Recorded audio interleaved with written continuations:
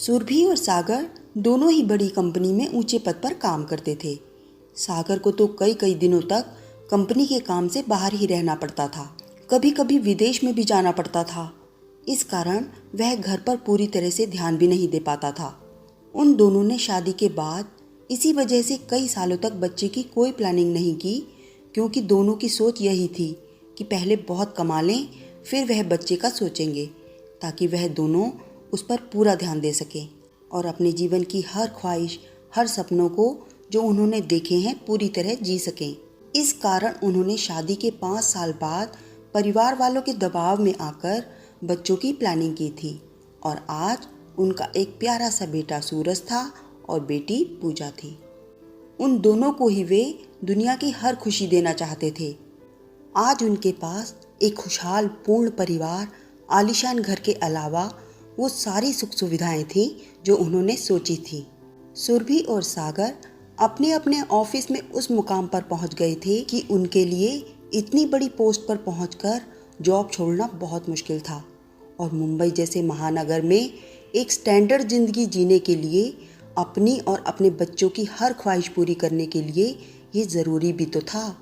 2 बच्चों को पालना आज के समय में आसान भी नहीं है। यह बात वह दोनों अच्छी तरह से जानते थे। सूरज के होने के बाद जब सुरभि जॉब छोड़ने का सोचने लगी तो भविष्य का सोचकर दोनों ही एक मत हो गए कि दोनों मिलकर सब संभाल लेंगे।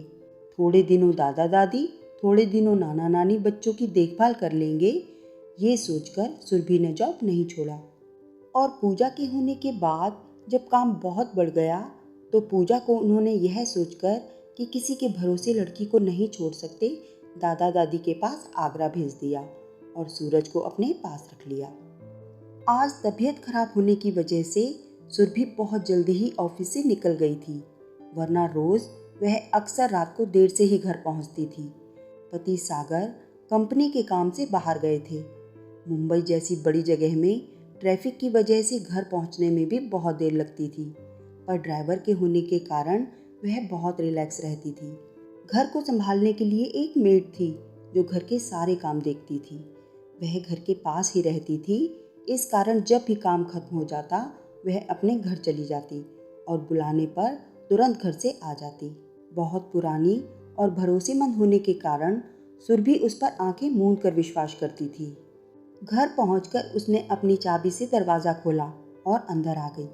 शाम के 4 बजे थे। उसने सोचा कि वह नहाकर अच्छी सी चाय पीकर दवा लेकर सो जाएगी। उसको लगा बेटा सूरज भी स्कूल से आकर अभी सो रहा होगा। वह उसको डिस्टर्ब नहीं करना चाहती थी, पर जैसे ही वह उसके कमरे के पास से निकली, उसको सूरज के कमरे में से कई लोगों के हंसने की अलग तरह की आवाज़ें सुनाई दी। वह सोच में पड़ गई कि इस वक्त कौन हो सकता है सूरज के साथ, और बिना आहट किए दरवाज़ा खोलकर अंदर देखने लगी। दरवाजे के सामने ही टीवी लगा था और दरवाजे से थोड़ा हटकर बेड था।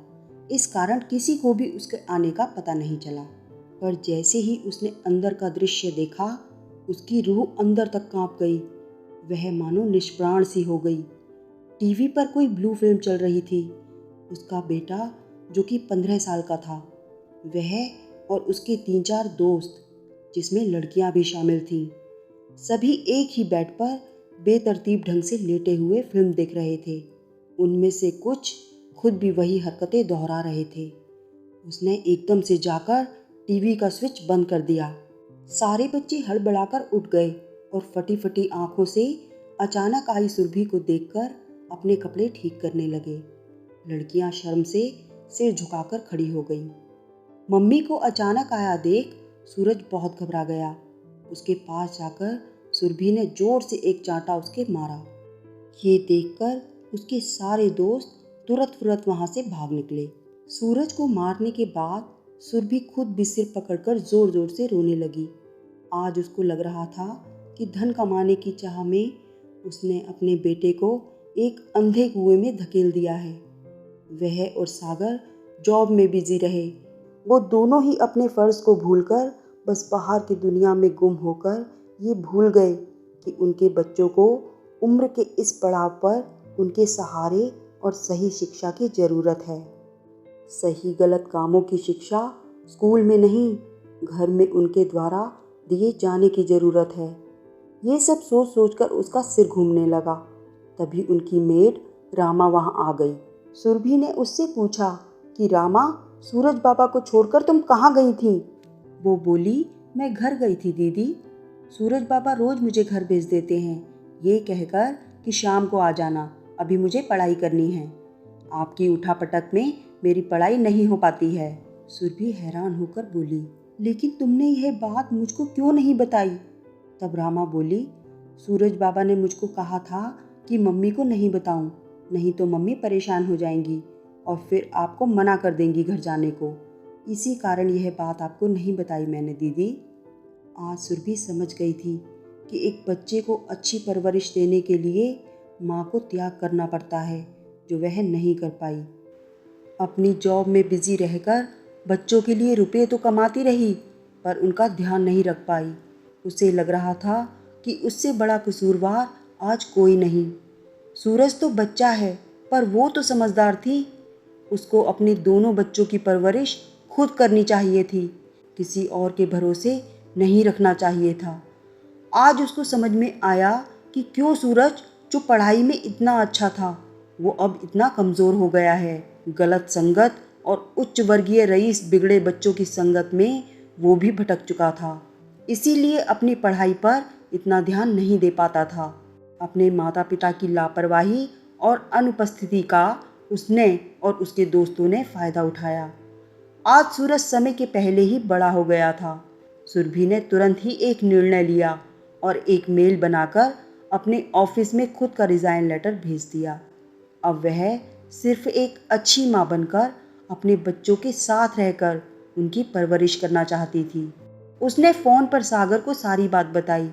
ये सब सुनकर सागर सन्न रह गया। फिर सुरभि ने अपना निर्णय उसको बता दिया।